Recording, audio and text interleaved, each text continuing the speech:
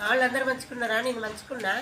ఇవాళ అయితే నేను బియ్యం పిండి అప్పడాలు చేస్తాను. బియ్యం పిండి అప్పడాలంటే ఇది మాకు కొంచెం ఆర్డర్ వచ్చింది. ఇంతకుముందు కూడా మేము చిన్నగా ఈ బిజినెస్ చేస్తాము.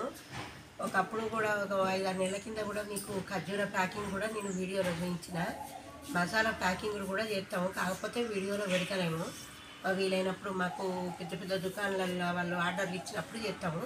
అయితే ఈ అప్పడాలు మాత్రం ఇదే మొదటిసారి. మసాలాలు, ధనియాలు, రాగుల పిండి, జొన్న పిండి, గడక ఇవన్నీ మా బిడ్డలు నేను కలిసి ప్యాకింగ్ చేసి దుకాణాలలో ఎత్తాము, తీసుకుంటారు.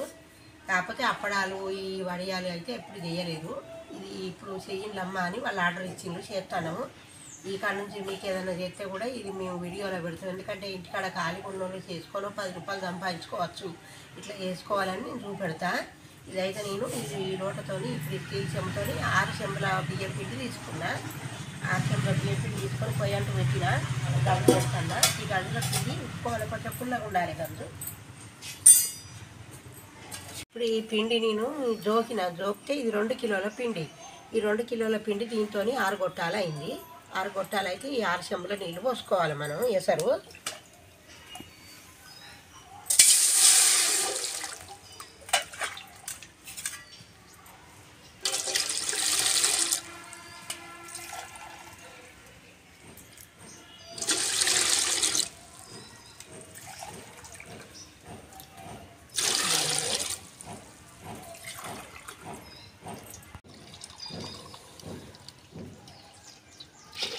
ఆరు చెంబుల నీళ్ళు పోసిన దీంతో.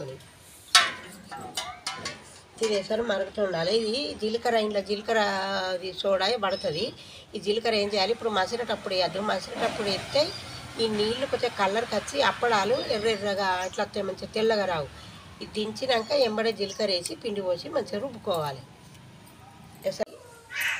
అట్లా 2 చెంచాలు ఉప్పు వేస్తాను, ఎందుకంటే ఇవి బాగా ఉప్పు ఉండద్దు అప్పడాలు.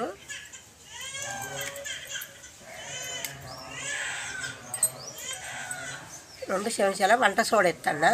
వంట సోడా ఎత్తేనే మంచిగా అప్పడాలు ఉప్పుతాయి.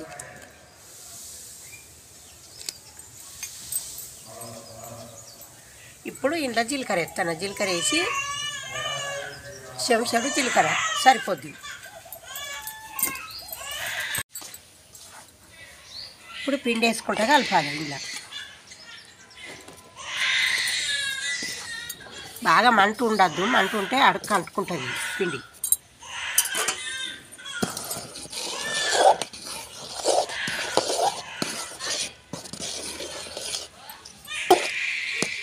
ఇంత పిండి పట్ట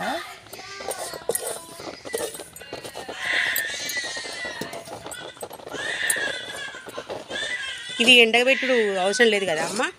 ఎండకు పెట్టద్దు వీటిని, ఫ్యాన్ గాలికి కదా. ఫ్యాన్ గాడుకు నీడకు బట్టేసి మంచాలు ఉంటే మంచాల మీద చక్కెర మీద ఎండకు పెడితే పలుగుతాయి. చెప్పడం మంచిగా ఉండదు.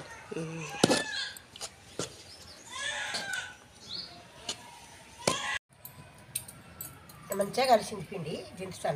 దించి కొన్ని వేడి నీళ్ళు పెట్టుకొని వేడి నీళ్ళతో మనం పిండి తీసుకోవాలి, మంచిగా తీసుకొని చేసుకోవాలి. ఈ పిండి కొద్దిగా చల్లారాలము.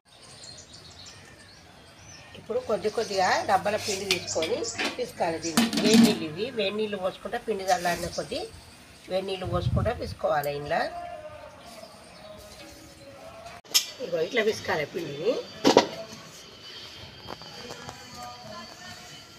ఇట్లా ఉండాలి, ఇట్లుంటేనే కొంచెం మంచిగా వస్తుంది. కొంచెం పిండి తీసుకోవాలి.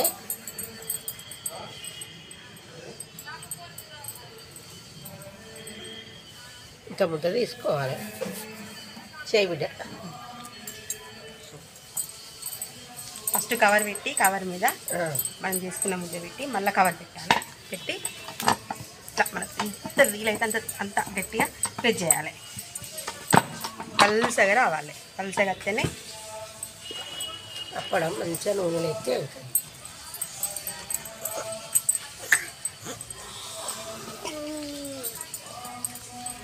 తీసుకో.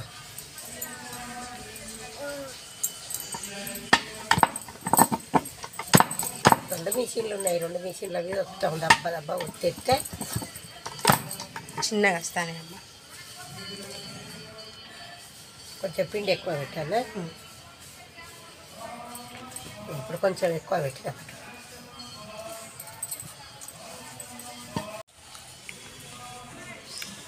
అన్నీ ఒకటే సైజు, ఆ సైజు రానిస్తాం.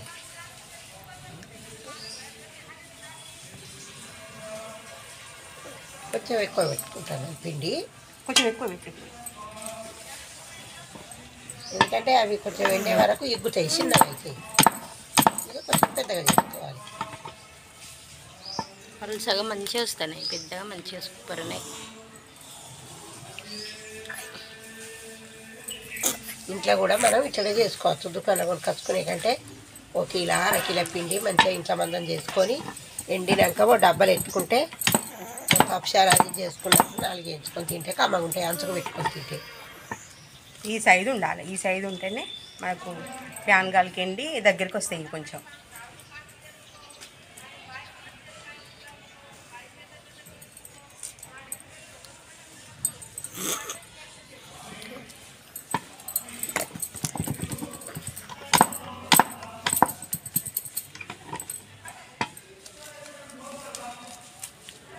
దీనికి నీళ్ళ పదన కవర్ల మీద నూనె వేసుడు ఏం అవసరం లేదు. ఈ ఉప్పిన పిండి కాబట్టి మంచిగా దేని దానికి లేచేస్తుంది కవర్ మీద ఒత్తుకుంటే. నూనె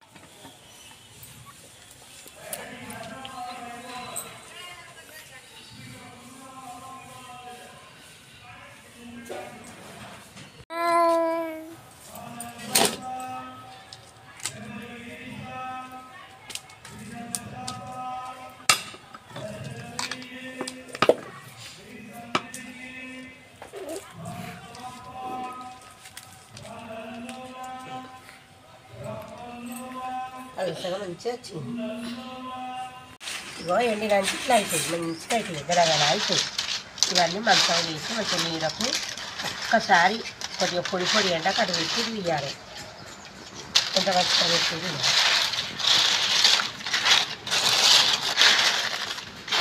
ఇక ఇవన్నీ ఒక కవర్ చేసి